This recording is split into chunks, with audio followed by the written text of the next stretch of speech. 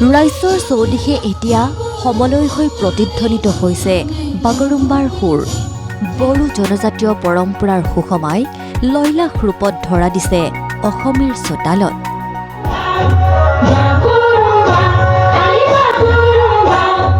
চৌদিশে এতিয়া সংগীতময় লহৰৰ সুশোভন আৱেশ।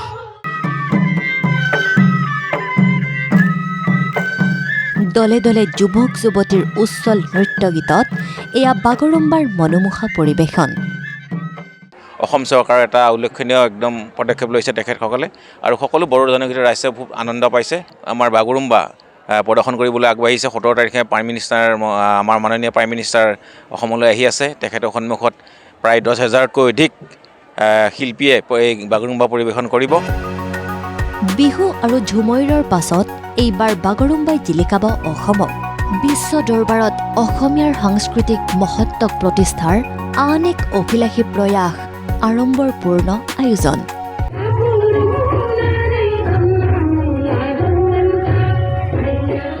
অসম আৰু অসমীয়াৰ বাৰেৰহণীয়া সংস্কৃতিক উজ্বলাই বিশ্বমানৰ ৰূপৰেখাত এয়া বাগৰুম্বাৰ খোজ। 17 জানুৱাৰীত গুৱাহাটীত দেশৰ প্ৰধানমন্ত্ৰীৰ উপস্থিতিত গঢ়িব অভিলেখ। খোৰসজাইত প্ৰধানমন্ত্ৰী নৰেন্দ্ৰ মোদীৰ উপস্থিতিত 10,000 শিল্পীয়ে পৰিৱেশন কৰিব বাগৰুম্বা। আমি LSA লেভেল প্ৰেক্টিছ কৰি আছোঁ। আজিৰ পৰা ষ্টাৰ্ট হৈছে ফৰ্মেলি। 3 দিন ইয়াত প্ৰেক্টিছ কৰাৰ পিছত তেখেতসকলে আকৌ গুৱাহাটীত গৈ 4 দিন প্ৰেক্টিছ কৰিব। তাৰপিছতে মাননীয় প্ৰধানমন্ত্ৰীৰ সন্মুখত তেওঁলোকে বাগৰুম্বা পৰিৱেশন কৰিব। 17 জানুৱাৰীত অনুষ্ঠিত হ'বলগীয়া এই বিশেষ অনুষ্ঠানৰ পূৰ্বে ৰাজ্যৰ চৌদিশে এতিয়া এইদৰেই চলিছে বাগৰুম্বাৰ শিল্পীসকলৰ অনুশীলন।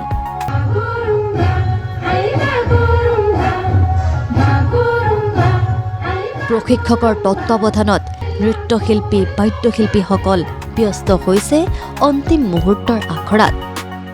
অত্যন্ত সুখী হৈছোঁ, আৰু অসম চৰকাৰ যে আমাৰ ডক্টৰ হিমন্ত বিশ্ব শৰ্মা ডাঙৰীয়া, তেখেতে আমাক যি সেই সুযোগটো দিছে যে আমাৰ যি বড়োসকলৰ নৃত্য বাগৰুম্বা, সেই বাগৰুম্বাখন বিশ্ব দৰবাৰত দেখাবলৈ আমাক সুযোগ কৰি দিছে। তেখেতক আমি আমাৰ যি কালচাৰ অৰ্গেনাইজেশ্যন, সেই অৰ্গেনাইজেশ্যনৰ পৰা আমি তেখেতক শুভেচ্ছা জ্ঞাপন কৰিছোঁ। অপেক্ষা কৰিছোঁ যেন তাত আমি ভালদৰে প্ৰদৰ্শন দেখাব পাৰোঁ।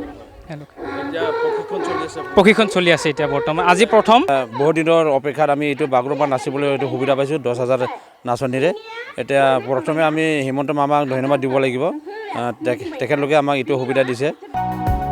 এই দৃশ্যাৱলী চিৰাং, ঢেকীয়াজুলি, মেৰাপানী, পৰ্বতচূড়া, বৰমা, পজালি, কলাইগাঁৱকে ধৰি ৰাজ্যৰ ভিন্ন স্থানৰ।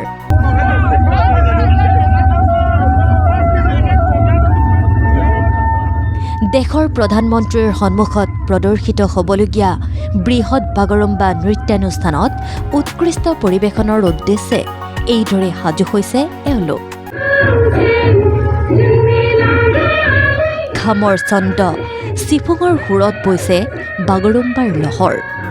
পখিলাজনীৰ দৰে লয়লাসেৰে নৃত্যত বিভোৰ হৈছে বড়ো যুৱতীসকল। বহুত ভাল লাগিছে, বহুত এক্সাইটেড এইটো কৰিবৰ কাৰণে। এইটোৱে ইফালে এই দৃশ্য মহানগৰীৰ শিল্পগ্ৰামৰ। বাগৰুম্বা নৃত্যৰ প্ৰশিক্ষক বৃন্দই মহানগৰীত কেন্দ্ৰীয়ভাৱে সন্মিলিত হৈ এইদৰেই ব্যস্ত হ'ল অন্তিম অনুশীলনত।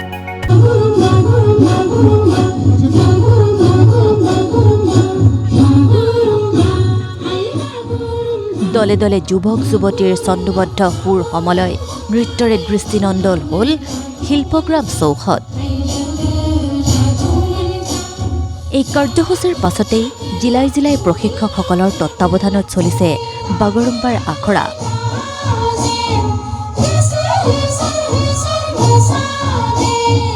Bureau report, ND24।